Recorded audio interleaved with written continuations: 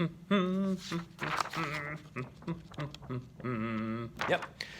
I uploaded this. It's in Essential Documents. And for this, you are going to need to go get that bad Larry and do some practice with what are called limiting reagent problems and then percent yield. So we need to do some application of stoichiometry to a degree here. We're going to use some stoichiometry. There's more practice for that, and we're going to apply it to a problem which has to do with limiting reactants.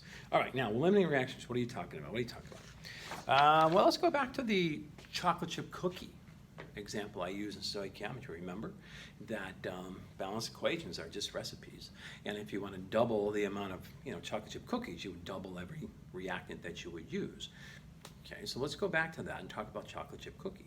I love chocolate chip cookies anyways. Not that I've ever made them, but love them. Now, let's say that you want to make some chocolate chip cookies. You've got a recipe, and it calls for a bag of flour and 10 sticks of butter and a gallon of milk. You go to your refrigerator and you see that you only have 2 sticks of butter, not the 4 that are called for in the recipe. What do? Well, you can't, you live in the Yukon, so you can't drive to the store. Yeah, I thought you were going to get away with it. Don't drive to the store. No, you can't, okay? And your tires are all flat. So you want to make some cookies.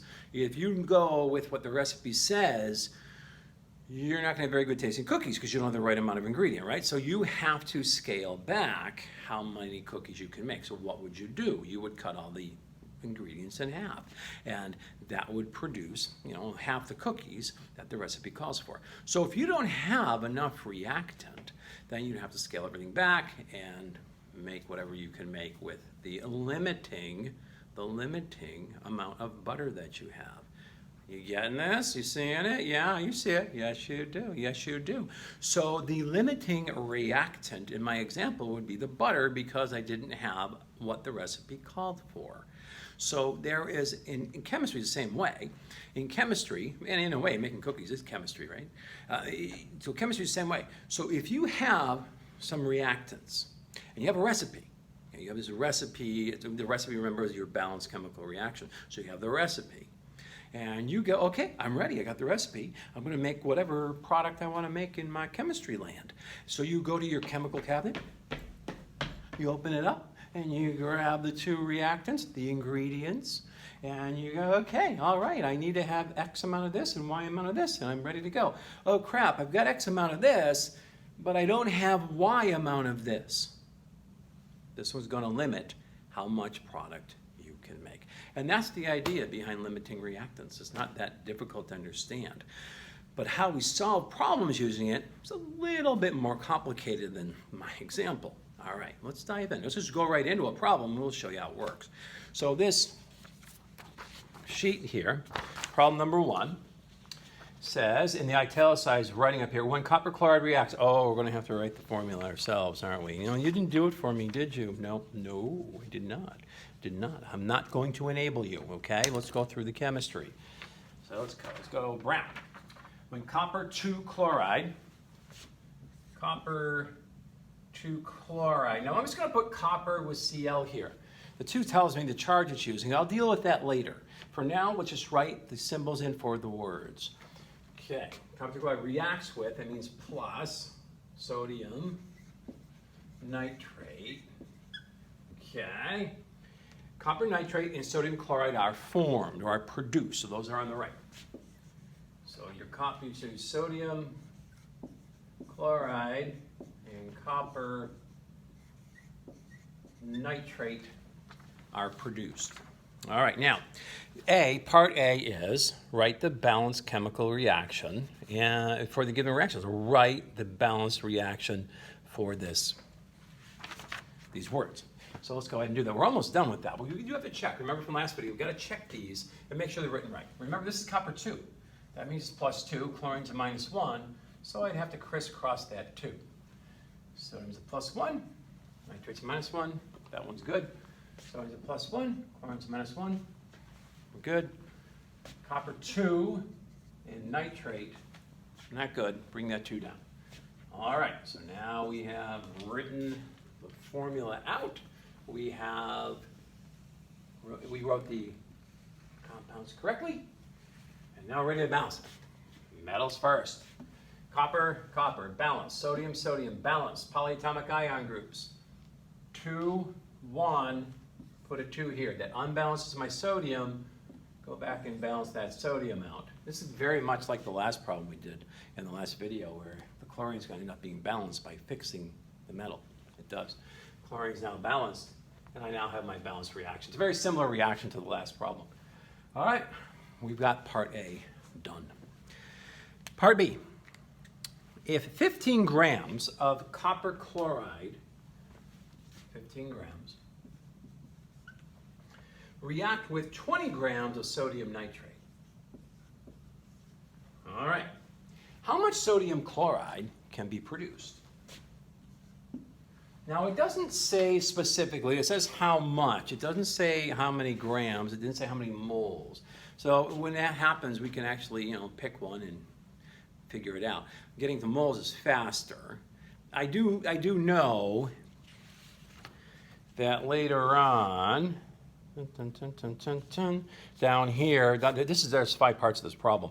So later on down here, I do know that we are going to have to know the grams of sodium chloride. We are going to have to know that. So we could go to moles and then have to go to grams later. So what I'm going to do is I'm going to figure out how many grams, because I know I'm going to need that later on. I'll do that right now and get that into grams. So I'll take that one extra step and go 3 steps for this conversion. But actually, the first thing we need to do is we need to figure out which one of these is the limiting reactant, remember? So we go to our chemical cabinet, we look up and we say, oh, I got 15 grams of copper chloride ready, and I got 20 grams of sodium nitrate. How many grams could I produce?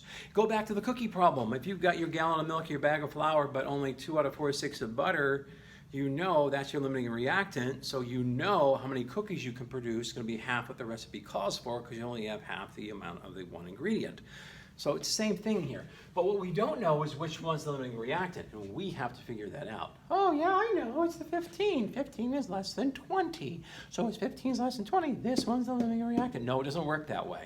Oh, no, it doesn't. That's too easy. It's chemistry, okay? So that doesn't work that way. Because what happens is we don't know. We have to look at what are called the mole ratios. There's 2 of these, 2 of these, 1 of these, 1 of those. We also have to look at the mass of the compound.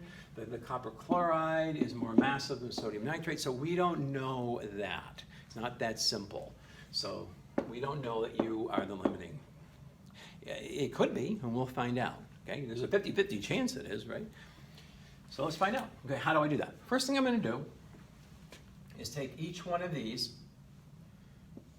each one of the reactants that I'm comparing, and write them down. 15 grams of copper chloride. All right. And 20 grams of the sodium nitrate. Okay, now what? Convert. Set, multiply, divide. Convert. Yeah, what we're going to do is we're going to find out how much sodium chloride could be produced from both of these, given these amounts. So let's go ahead and do that. Now I do want to get them into grams, and I'll show you that in a minute, but let's just go to moles. We will have the answer to who's limiting after calculating into moles.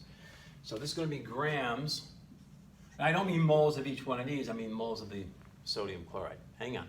So grams of the copper chloride, so grams of the sodium nitrate. I'm doing the same thing for both of my reactants. I'm comparing the reactants, so I do the same thing at the same time.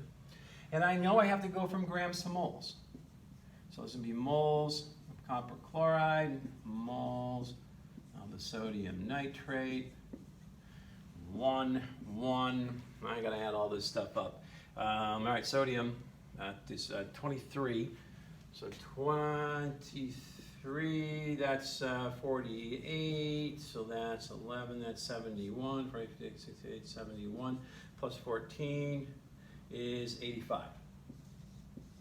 Okay, so 14, 23 is 37, 47, 57, 67, 77, 77, and 2, 4, 6, 8, 8. Wait, I'm going to check it one more time. Brain's not working. So let me go. So it's 23 33, 34, 35, 36, 37, and 48, 57, 67, 77, 87, minus 2 is 85. Yeah, that's right. Okay, all right, okay. So 85. So now this is ready to convert into moles of this, but that's not going to give me my answer. So what I'm going to do is set, well, actually, first let's do this one. The copper is 63, and chlorine is, there are 2 chlorines. When it's 2 chlorines, I like to use 71, we talked about last video. 71 and 63, so 71 and 63 is 134, 134.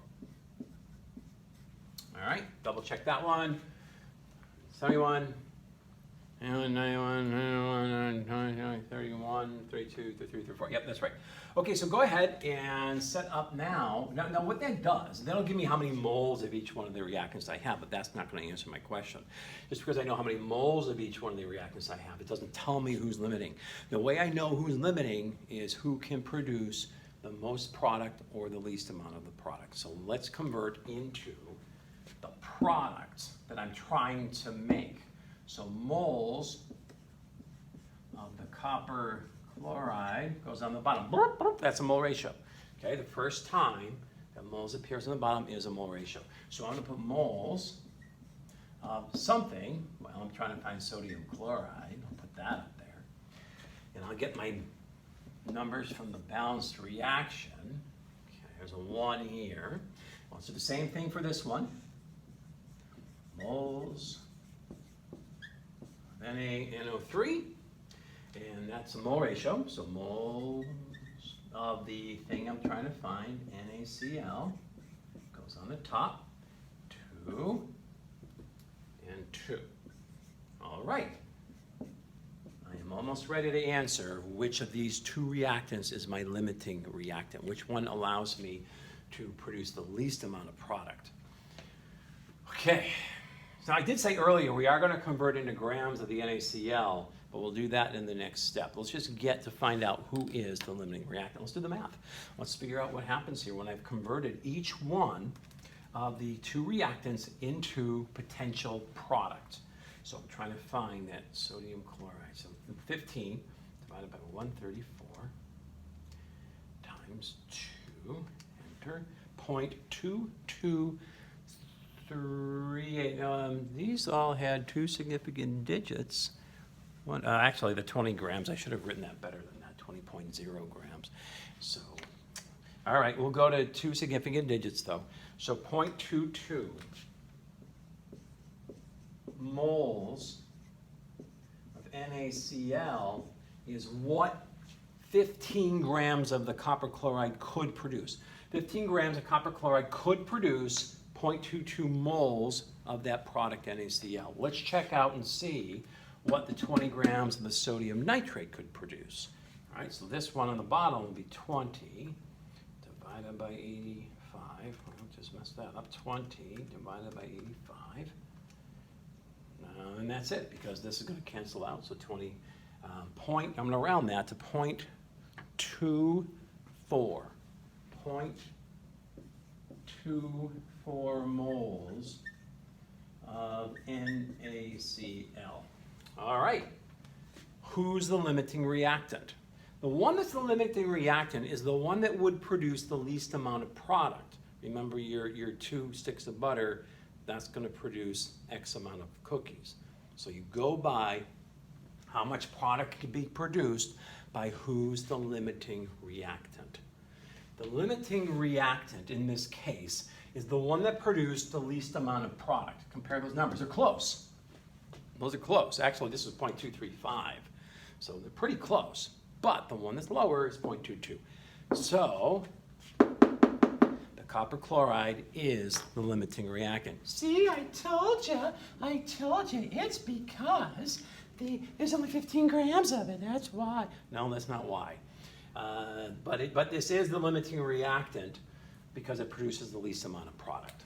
So now we know who the least amount of product producer is, your limiting reactant. This reactant is called the one that's called in excess. Okay? Good 80s band. Some of you know what I'm talking about. But this is the one that would be in excess. I have more than enough. In excess means more than enough of it. This would be kind of, if you threw 20 grams in to react with this, you would be wasting some of this. So that's why chemists like to do these calculations to figure out, you know, if I have this amount of this, how much can I produce? How much of this do I have to react with it? Because I don't want to waste my chemical. All right. Time is money, friend. So I do not want to waste this. This would be too much. I don't need this much. Now, some of you are going, yeah, I was right, though. I was right, because 15 grams is lower than 20, and it became the limiting reactant because it's less. No, check this out. What if we made this 16 grams? Let's do the math. Now, 16 grams, still less than 20. All right, 16 grams, still less than 20.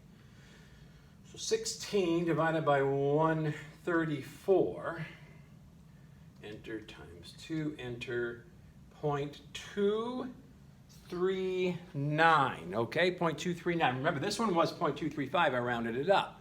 So 0.239, this would produce 0.239, in this one, because I rounded it, and so let's say I didn't round it, 0.235. Oh, that would be lower. So just by increasing this by 1 gram, we have now switched who was the limiting reactant and who was in excess. So, and this is still less than this. So don't think just because the number is less that it is the limiting reactant. No, that doesn't work that way. It worked that way in this problem. But all you had to do was just up this by 1 gram and all of a sudden, it's not limiting anymore. That one would have been. Okay, so I think we've answered that question. This one takes the longest amount of time. How much sodium chloride? Okay, how much sodium chloride could be formed? We've actually answered that. We answered that in terms of the moles. 0.22 moles of sodium chloride could be formed. But I'm going to do one more step and convert that. I'm going to get rid of this now. I don't need this. I'm going to convert that into grams because I know later on in the problem I will need grams of sodium chloride, not moles. And so instead of doing it later, I'll do it now. So let's see. Running out of room over there. So 0.22 moles of NaCl, and get that into grams, moles to grams. This is not a mole ratio. We've already used it up here, and this is just going to be a mole to gram conversion. So one goes there, sodium chloride is 23 and 35, 23 and 35, 58. So 0.22 times 58, 0.22 times 58 is 12.73. I should have made all of these 3 significant digits. I didn't. That was a brain fart on my part. So I'm going to make this one 3 significant digits and go 12 point, I said 7, so I got 7.6, so 12.8. So this would produce 12.8 grams of sodium chloride. All right, so we've answered part B by figuring out who's the limiting reactant and taking that amount of product, the lower amount, and converting it into grams. So this could have answered part B. This also answers part B. One answers in moles and one answers in grams. I did this because I know I will need it later. All right, what do we got? What do we got? What do we got? Let's keep going here. C. C, we've answered this one. What is the limiting reagent for reaction 1A? We figured that out already. We knew that the copper chloride is because it produces the least amount of product, not because there's less of it. It produces the least amount of product. Okay, how many grams of copper nitrate is formed? How many grams of copper nitrate is formed? So this is a different question. So, but I can now answer this knowing that product is going to be predicted, and we're going to predict how much product can be used by using the limiting reactant. So calculating, now we can get rid of this. How much of this could I make? Did it say grams or moles? It did say grams. It was specific this time, so we have to do grams. How many grams of the copper nitrate could be formed? Let's do it. This is a good practice problem using limiting reactant. I know that the copper chloride is my limiting reactant, so it dictates how much of the 2 products are made. We've calculated the sodium chloride. Now let's calculate how much copper nitrate could be made. Okay, so let's see. 15 grams copper chloride grams copper chloride on the bottom, 1 mole of the copper chloride on the top. Did we figure out the copper chloride? We did, and I erased it. Ah! All right, so that's 71, that was 63, we did do this, that's 4, that's 134. All right, so we did do that, I remember that now. So 134 goes there. Okay, keep going.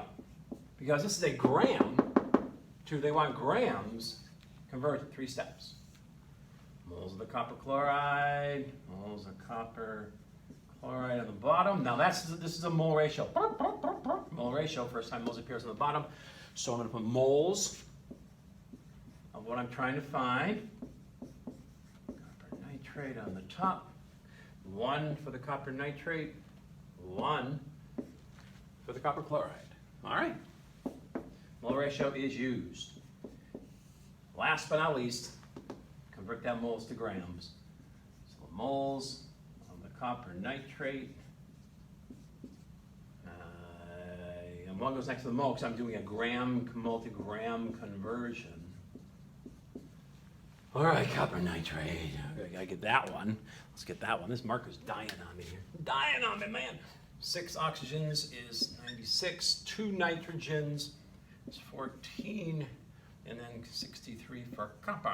That's 10, 13, 10, 17, 173. Let's do it a different way though. 96, 14 would be 110, 173. Always check.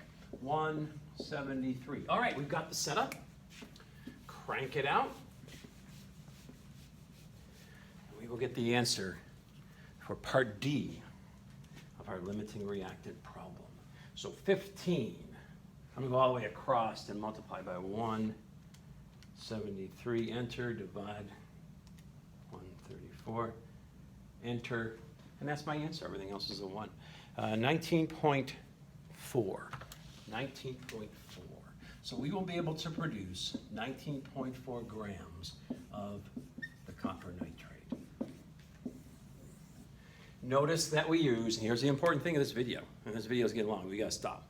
Okay, the important thing of this video is that we use the limiting reactant to predict how much product I would make. I did not involve you.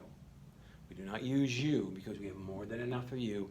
That's like having more flour, more milk, and not enough butter. All right? We'll do the last part in the last video.